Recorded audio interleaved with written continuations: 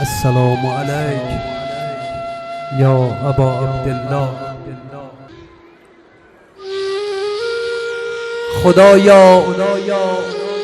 خدایا شرح غم خواندن چه سخت است.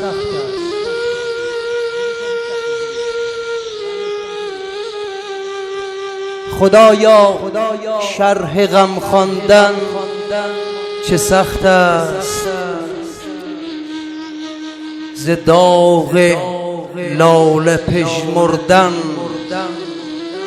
چه سخت است. ز داغ لاله پژمردن چه سخت است.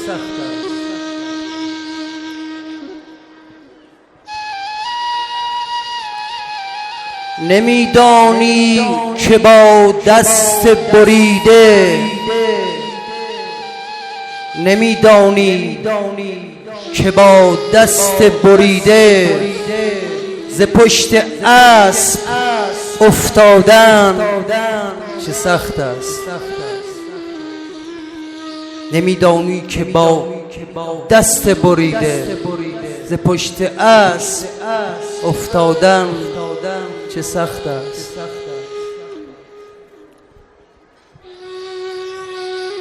بمیرم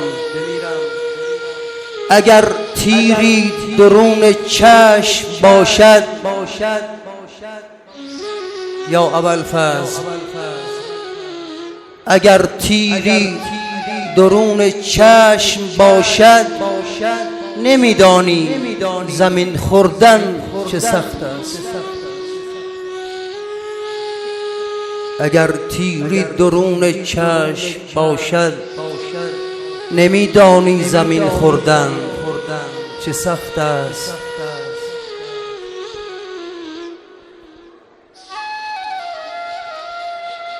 نمیدانی که با چشمان خونین،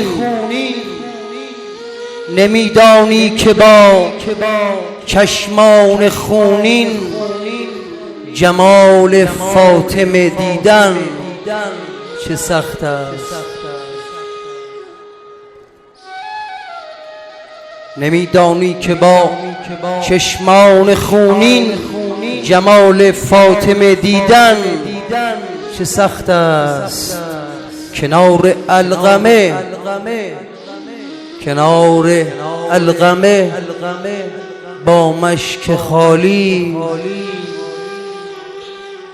ببین شرمنده گردیدن چه سخت است.